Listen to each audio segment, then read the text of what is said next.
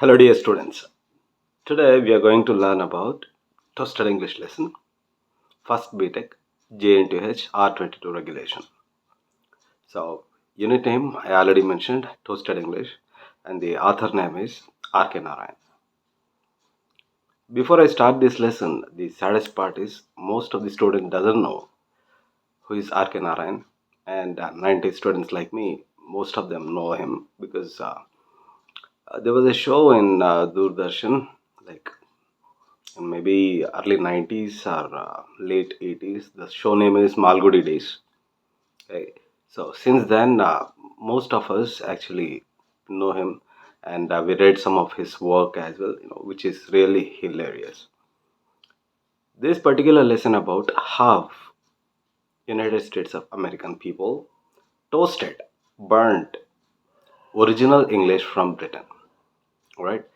Uh, in this video, what we are going to do is we are going to work on individual paragraphs, and we are going to extract key points from every paragraph so that you can easily understand about the lesson. Shall we start? Before we jump into the lesson, we should know something about R.K. Narayan because he's the author. And whenever you write any question from this lesson in your external examination, you need to mention his name as well. So, R.K. Narayan lived between 1906 to 2001, and he's considered as first generation author, English author from India. You know, first generation of authors in the sense like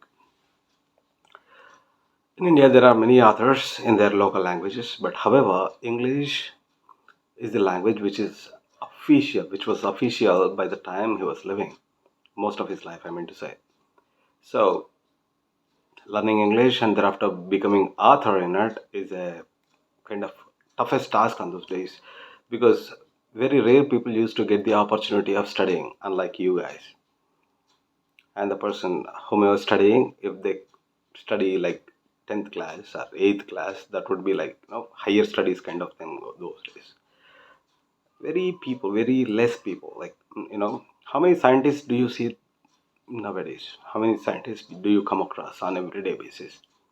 In the same way, the people who can speak English were there on that particular point of time. So he's considered as first generation of author who wrote in English. And what else we can speak about him is about his work. His work is not at all fictional. Before I explain you what is fiction, let us understand what is fiction first. I mean to say, fiction means unrealistic events, unrealistic people. What is unrealistic? That means Superman, Batman, Hulk. These are unrealistic people. And what is unrealistic events, incidents, where two aliens are fighting, throwing the cars to each other. It will never happen. I mean, at least never happened till now in the history of humankind. So these are unrealistic. But R.K. Narayan chose to be real and realistic characters in his work. Amazingly, each and every character that he mentions, that he uses in his work, you can easily relate to them with one of the person that you already come across in your life. And Malgudi Days, I was one of the big fan of that particular serial. We used to wait for it, and we can really connect to the lead role Swami and his parents, and you don't want to miss a single minute of the show. Forget about missing entire, show. On those days, we don't have any have YouTube, so if you miss show, you missed it. There is no other way of watching it. So it's like that. So what do we learn from Arkanay's work? That his work and characters that he used are realistic, and some of his work examples are guides, Swami and Friends, Malgudi Days, and and translation of Ramayana in his own way. Okay, so let us talk about what exactly he done in this lesson. This Toaster English is published 5 decades ago, like in 1970s. So it's a humorous essay about the same language. English is same language in UK as well as United States, but the English used in United Kingdom is completely different than United States of America, because American people made it convenient for them. The kind of words, the kind of vocabulary they changed, the kind of expressions they use, you know, they are completely changed, and in one way, they made it simple. Wherein UK English has so much formality to it, the way you speak, the grammar, everything. So, one thing we can remember that UK English is formal. I cannot say US English is kind of casual, but it's casual. However, it's not casual, but we can also say in our language properly informal. All right, that is about Arthur. Now, let us jump into the lesson and try to understand the essay number one. What do we have? I mean, paragraph number one, I meant to say. Just wait. Now, let us read paragraph. First paragraph of the lesson. In the American restaurants, they call for toasted English, referring to English muffins, which, though being made in America, now retain English as sort of concession to their own origin. The same may be said of the Americans' language too. They too went through a phase of throwing out the British but retaining their language and letting it flourish on American soil. The resultant language is somewhat different from its British counterpart. It may be said to have gone through a process of toasting. One noticeable result of this toasting is that much of the formalism surrounding the use of English has been abandoned. Okay, this is the paragraph that we read. Before I explain this paragraph, I just wanted to tell you one important thing. Whenever somebody uses the word English, it is not always refers to the language. As per the context, whenever somebody uses English, it means the place they came from as well. For example, I think most of you watch cricket, is it? Did you ever watch England team playing? Did you listen commentary? Whenever this England batsmen are batting, what would be the commentators would say? English batsman. All right. If a England bowler does very well, and this English bowler is phenomenal, took one more wicket, kind of. What is that? It is about place these players came from. English. It's not actually English in the sense the person or English is the only language. Okay. So the paragraph that we read already, let us take the important points from it. So in America, in restaurants, if somebody asks for toasted English, okay, it's not a textbook. It's a one of the delicacy name, toasted English. Toasted English mean a muffin, which is generally made in UK procedure. Okay, that's why people call it as toasted English. All right, it doesn't mean that they are asking for some toasted textbook or toasted kind of thing over there. It is toasted English means the muffin they prepared in the way of UK people do. That is the reason it's called as toasted English. That is point number one. The other point that you need to understand here is just like India, even America got oppressed by Britishers. Anybody know this? Oh, some of you know this. Very good. But however, do you remember the date they got independence from UK or British? They got independence. Who? United States of American people got independence from UK on 4th July 1776. All right. So wherever British goes, the first duty is they colonize it. Anybody know what is colonizing? Colonizing in the sense making people to live like Britishers. Like that can be related to the religion, that can be of their customs, that can be of their tradition.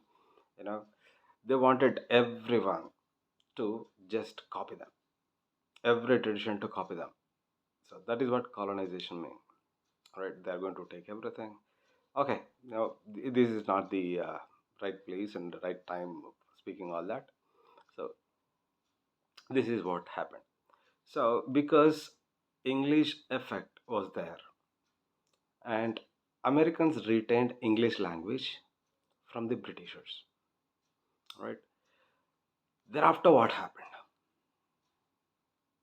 What happened? English has been changed to US English. Even now, whenever you set language in any kind of application, there will be two options: UK English or US English. What is the difference? Okay, there will be some kind of spelling and some pronunciation difference will be there. For example, if you have Microsoft Word, install UK English and type in COLOR. It's going to show you it's an error. If you type COLOUR, it's going to say yes. It doesn't say anything because it's correct spelling. But if you install US English and type COLOUR, then it's going to show as a error. So there are tiny changes are there in spellings and the pronunciations. That is the reason people like you, B.TECH students, whomever go to United States of America, they need to clear their GRE, okay, in order to habituate to the US English, habituate to US English.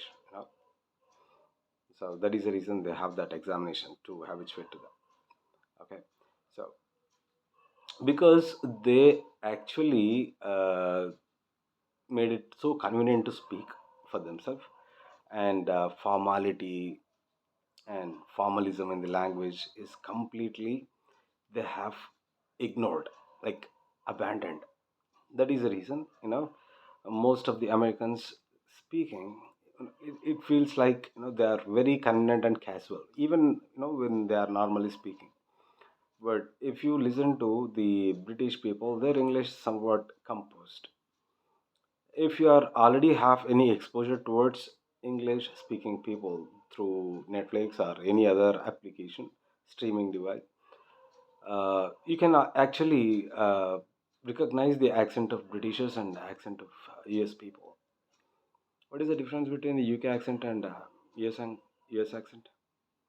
For example, if it is a market, market, right? What UK people would say, UK people will completely ignore R sound in it. They simply say market. All right. Wherever this US people, if they have to say the same word market, they are going to roll their R's and they're going to pronounce it like market. It's the difference between the there are many words. As I told you that we are working on the lesson now, so we are not going to get into much deeper about it. I don't want to make a longer video. The next one. Uh, though Americans throw Britishers out of their country, they retain the languages. They retain the language, and it is flourished. Other point is, however, Americans adopted English in concession. Yeah, if you read this in the textbook, concession. There are many students who are like, how concession is applicable in a sentence which speaking about English. Concession is nothing but just cutting it down, right? So I already told you that US people made their English very convenient by removing all kind of formalities that has been expressed in the way of concession. The concession meaning, right? It's like discount. Discount. That means you do not count. So there are US people do not count certain English of UK people. Okay, they removed it, they eradicated it. That's why they use the term concession here. Yeah, we already discussed this point. However, Americans adopted English in concession, which means they eliminated the formalities of English, made alterations as per their convenience. Yeah, we already discussed that. The last point about this paragraph is author added humor by saying English has gone through the process of toasting. So when US people are playing with the English language, original English language, and they produced whatever the language that is remain in US right now. So it's like playing with it. So toasting is nearly burning kind of. So that is the reason author humorly said that English has gone through the process of toasting.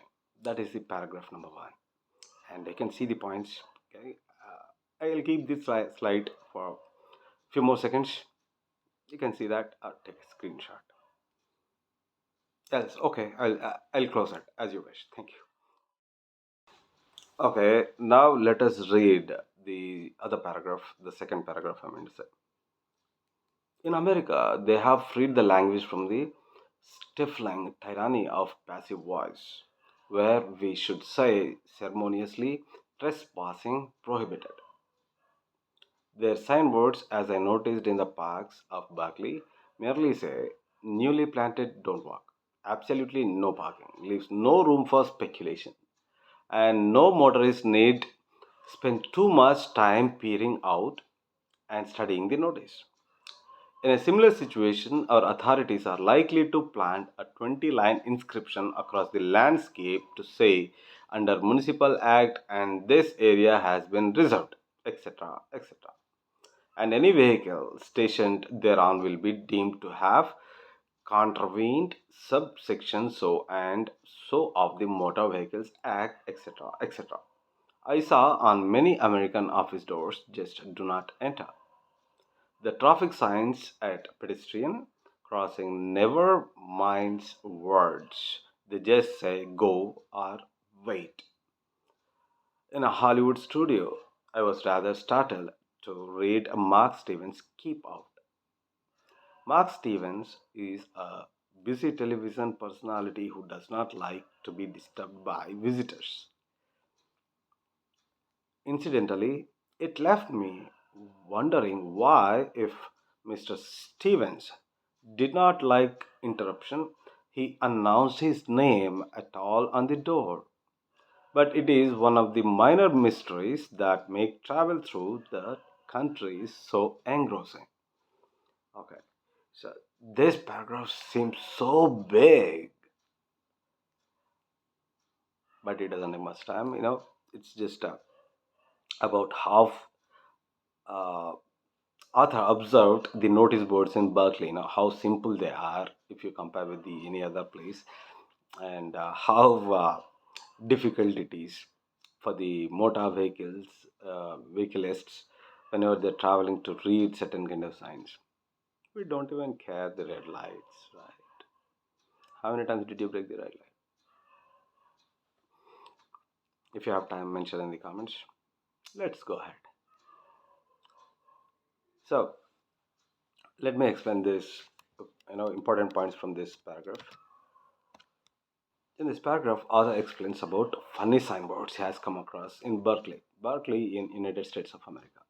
Okay, so in the parks he saw that newly planted don't walk, as simple as that, and the kind signboards like absolutely no parking. No parking is not enough, or else do you need to give extra information on it? And lengthy notice boards explaining legal sections. This can be seen in India as well. Whenever you're going through on a bike, there will be signboards this big. I think if you ever used one of the national highway, you'll be driving your car at least 100, and the kind of signboards that you see, they have so much information. They don't even mention the distances of the cities in a proper way. By the time you scan the signboard, you'll be well overtook that notice board. So most of the times, you don't give any kind of attention to the notice boards, because whenever you're driving, you cannot give that much attention to the notice board only because you're driving, which is very very important.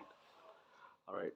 So finally, there is an interesting incident that happened when our author went to a Hollywood studio.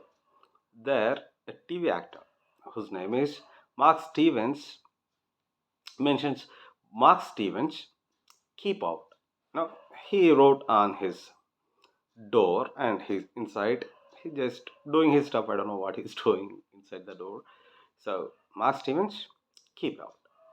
So, initially, by looking at it, you need to understand that he don't want to get disturbed, right?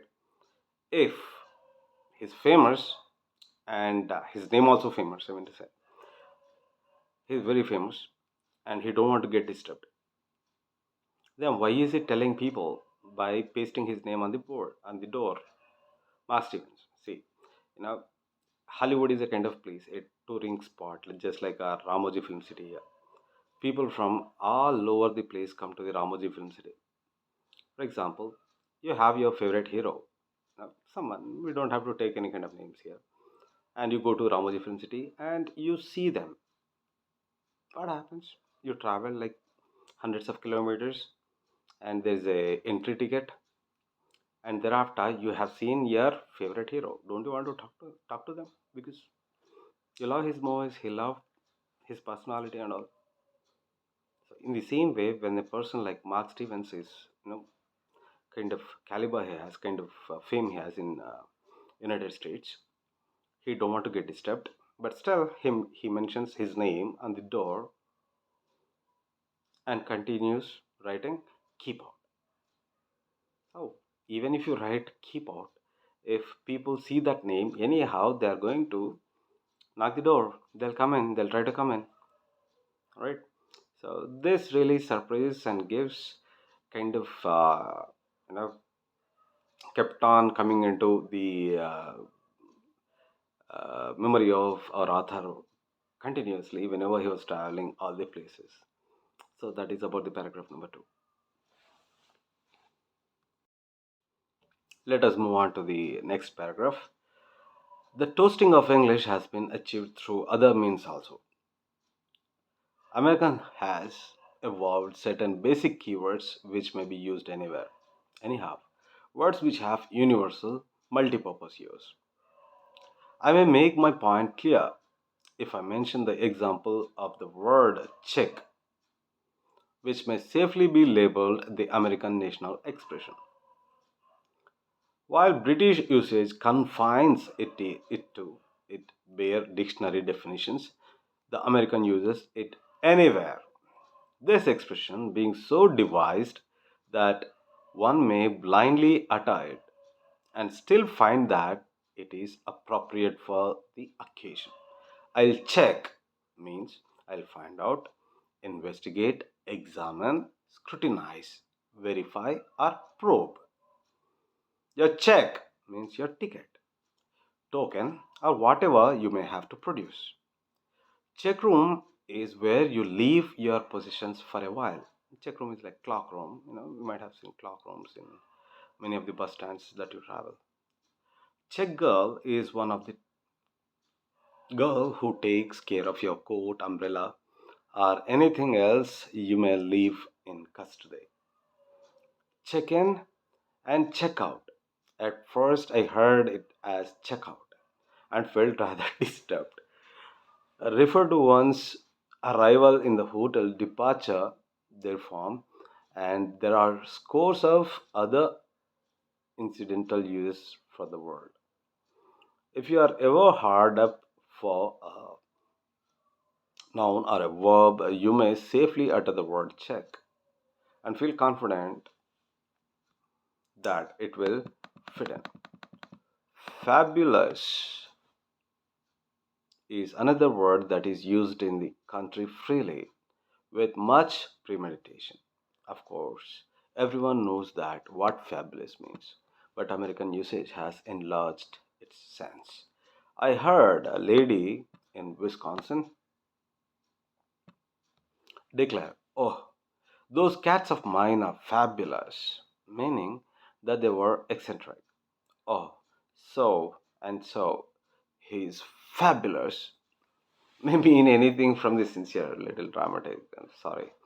may mean anything from a sincere compliment to an insinuation that so and so displays a mild form of charming lunacy. Let us work on the extraction of this paragraph. So basically, that paragraph speaks of evolvement of the English vocabulary. Author gave two words. One is check and fabulous. How Americans use these words in any kind of scenario, and how is it really helpful for them for every kind of scenarios. Okay, so in this entire lengthy paragraph, you have two things. One is the word check, where it is used, and the other one is fabulous. Okay, so let us examine these important points here. Americans evolved certain keywords in English which can be used anywhere in the daily conversations. Check and fabulous. We discussed. The word check is used for many purposes. Check means investigate, scrutinize, verify, and probe. For the students who may not have the much exposure to the English, I would like to explain this. Investigate is like it's also verifying kind of, what you have, what you do not have, and knowing the truth kind of, that is investigation. And scrutinize is like verifying thoroughly. What is it? Verifying thoroughly. Scrutinizing mean whenever you submit your certificates for some kind of purpose like passport, or else your MSET counseling, what your uh, the person who is sitting in the counseling is going to check your certificates, right? He's not only merely sees your certificate, he checks for certain points. He verifies thoroughly. If somebody is verifying thoroughly, then you can call it as scrutinizing it. How far it's true? What is the truth in it? Kind of, it's like that. Verify, we know that, and probe. This one, probe, is a new word, I suppose, for you. Probe is again nothing but question. What is it? Probe is nothing but question. So I will check. If you say I will check, imply I'll find out. All right. And there are many other things where you can use the check as well. If somebody asks you that your check, that means they are talking about your ticket. If you are in a bus or wherever you are, it belongs to that. Check girl is someone who take care of your coat. These people will be in the reception of the hotels whenever somebody gets in. Not only hotels, the big shops, kind of huge shops and all. Because UK, it's UK, and US both have cold atmosphere. Everybody every day wear coats, so there's a girl obligated to take care of the coats of the customers or whomever come in to use their services. Okay, so what does this check girl do? Check girl, check girl is going to take care of coat, umbrella, and anything else. If you have that you wanted to give it her, you can give it her. Next one, check in, check out. We know that, right? Whenever you go somewhere, uh, whenever you book a hotel, you get into your hotel. It's called check-in time. Whenever you're getting out of the hotel, then it is called check-out time. Okay, as simple as that. This you people already know, I suppose. Fabulous is another word which Americans use liberally for daily conversations. See, fabulous, it has so much weightage to this word. But however, you know, if somebody asks you that, how's my dress? And you're going to say nice. Actually, nice means it has a separate meaning. Even if you don't like, you'll say nice. You don't say it's excellent, wonderful.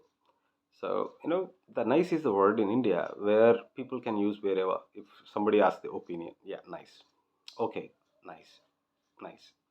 In the same way, fabulous also. They are going to imply it for any kind of quality by people, dresses, and also their pets. They use this fabulous everywhere. If somebody has to describe something, their number one word would be fabulous. That is what this paragraph is going to.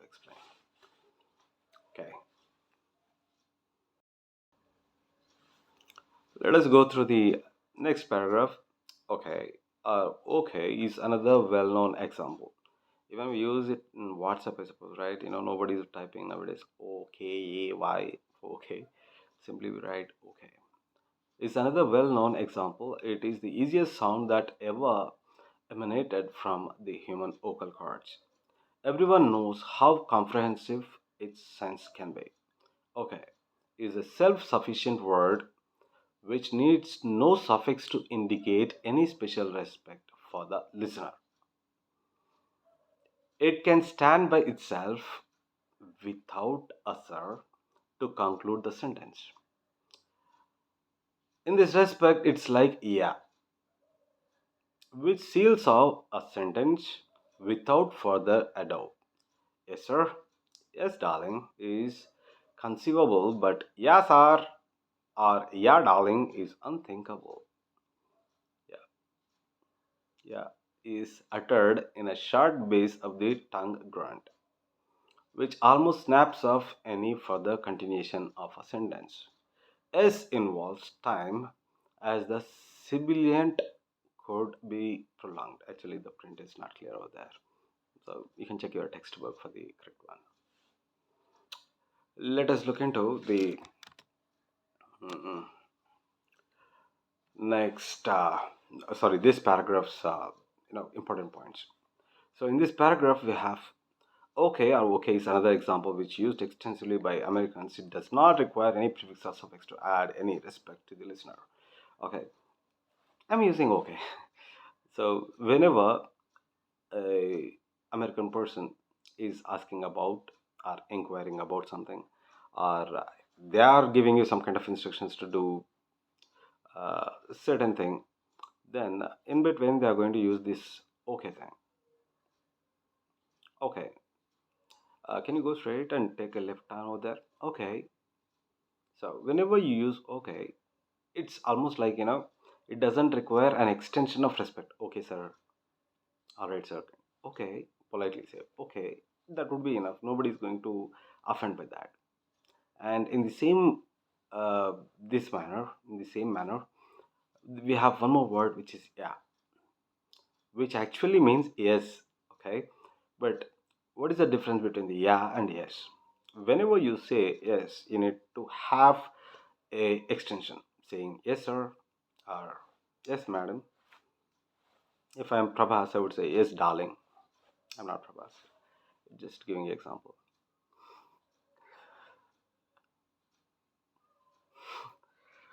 Okay, so this is it.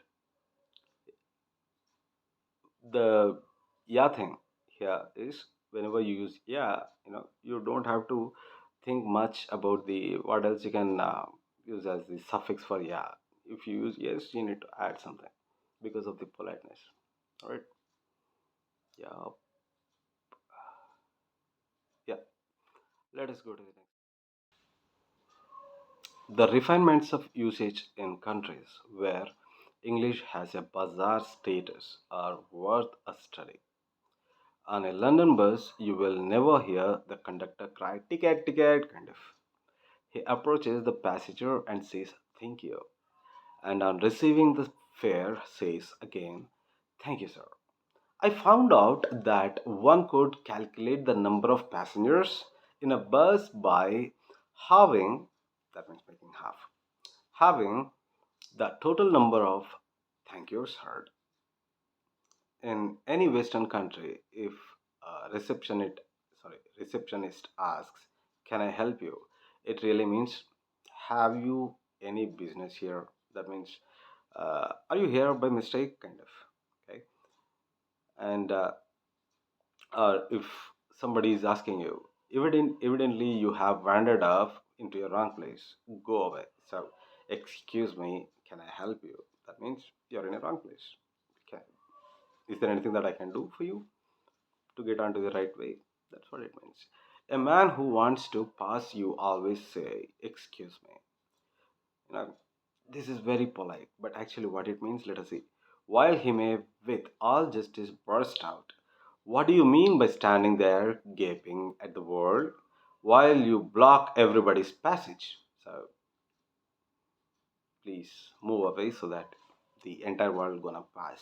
You're just being an obstacle there for the free passage. What do you mean by standing there gaping? Okay, I read it already. Continuation. When you send your card in, the busy man's secretary appears and whispers in your ear, would you like to wait? So, this is very important. Though the tone is one of the consultation, you have really no choice in the matter. The thing to do is not to answer the question but say thanks and look for a comfortable seat in the waiting room.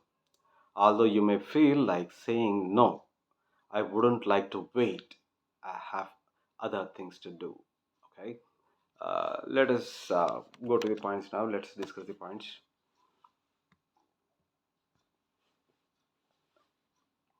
Okay. First and foremost, in London or any other country that you go, that you visit, I mean to say, if you're traveling in a public transport, nobody's going to shout like ticket, ticket kind of, the thing that you hear in our Indian buses.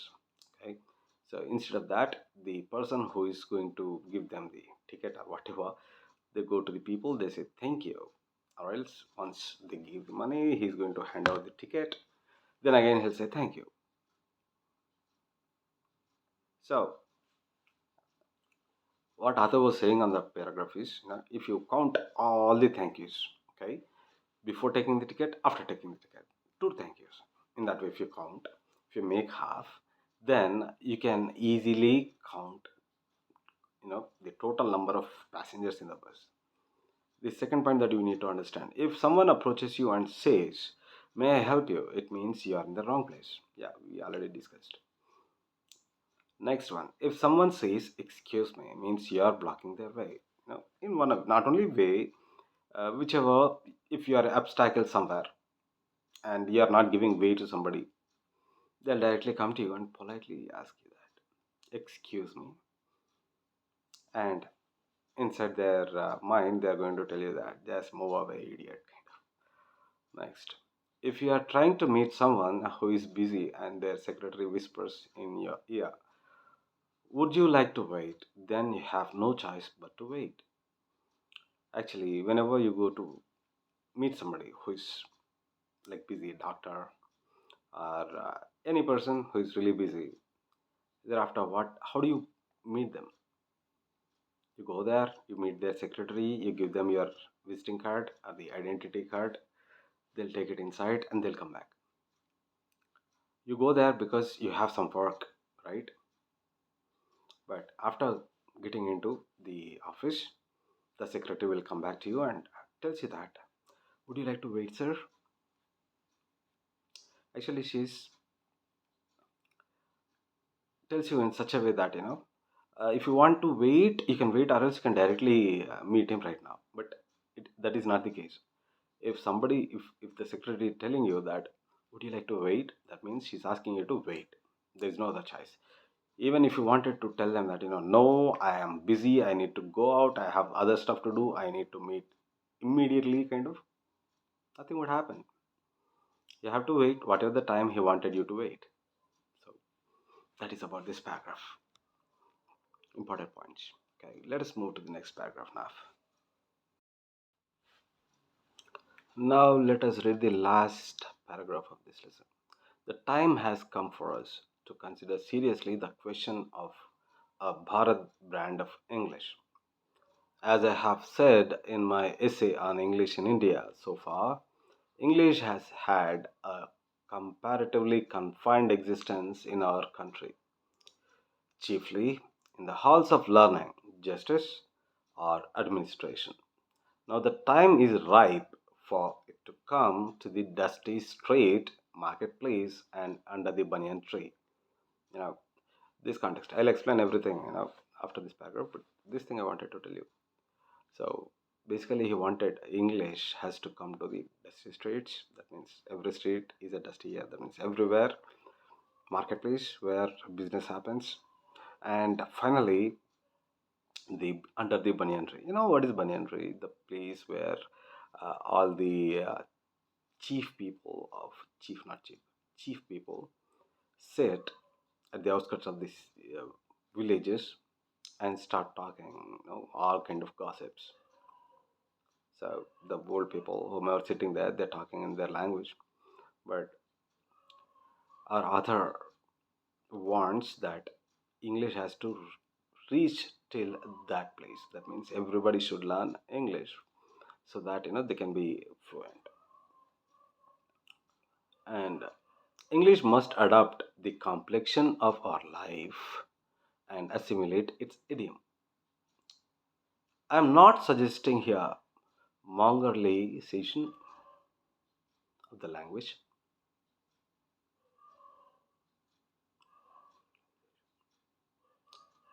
I am not suggesting here a Mongolization of the language. I am not recommending that we should go back to the days when we heard, particularly in the railways. Why you going, man? Bharat English will respect the rule of law and maintain the dignity of grammar, but still have a Deshi stamp about it. Unmistakably, like Madras handloom check shirt or the Tirupati doll. How it can be achieved is a question for practical men to tackle. Beautiful. So, in this last paragraph, we would like to conclude by saying that it is time for Bharat brand of English as well, because we have seen American brand of English till now. Now, it is time. As I told you that this particular essay is written like 50 years ago. By that time, very rare people, you can count on your fingers. That many, uh, a few people can speak English those days. So, English words used in India in three categories. Number one is for schooling, learning the things, colleges. The other one is justice, that means in the court. Okay. And other thing is administration. Administration in the sense the government policies, these, that, and in order to make something to work in the government, in order to move, in order to construct, in order to develop any activity from the government. This is all administration. That is where the English was used by the time. Not many people do not know that English has so much importance in the future, so nobody gave much attention to that, sorry, much interest to that. And also author wanted that English should reach the dusty streets, like normal streets. That means if few students or the few friends walking across the street, they should be conversating in English, which is happening right now. Did you observe the school kids playing cricket or playing any other thing nowadays? They are conversating to each other in English itself. And the other one is marketplace. Yeah, marketplace. There is a change nowadays. If you go to a mall, to a branded showroom, the executive will start speaking to you in English itself. All right. Thereafter, in order to not to embarrass the customer, he is going to speak either Hindi or your local language, whichever you have. So I would say half of it, half dream of the our author has come true in one or the other way. And finally, he wanted English to reach under the banyan trees of the villages, which is in the process, because the children like you who are very much comfortable with English, either it is written or oral. If you grow old, what do you do? When you have nothing to do, you'll go to the village, live there. Whenever it's evening, you'll meet your friends, sit under the banyan tree and start talking. Yeah, bro, it was so hectic day, kind of. All right, whenever you grow old, that is what happens. Till now that doesn't happen, I suppose, but it will definitely happen in coming 20 to 30 years. And so our author also wanted that we need to have a Bharat brand English itself, just like American English. And we shouldn't be speaking like Americans. For example, why you going, man? You can see that expression in your textbook. Bharat English should be in such a way, it should have its dignity, unlike American English. It should have proper grammar. We need to respect that, like UK people. So we need to have grammar, we need to respect the language. But even though if we use that, it should have some signature stuff in our language, which is, the author mentioned as Swadeshi stamp. Whenever somebody is talking that English, people should identify, yes, that is Indian English. And that should be correct, that should be grammatically correct, that should have dignity. That's what the dream of our author. You know, so if you speak of brands, where it come from, kind of, if you see certain clothing, you can easily say that this clothing is from that area. All right. In the same way, whenever Bharat brand English in use in India, people and all over the world should recognize, yes, it's English from India. And achieving it is kind of a risky process. But how do you achieve it? That is completely on the shoulders of practical men and women just like you. So, how do you create the Bharat brand of English? Shall we? All right, this is about this toasted English paragraph wise important points. Uh, I have this slides with me now. If anybody wanted, you can comment that, and that's it.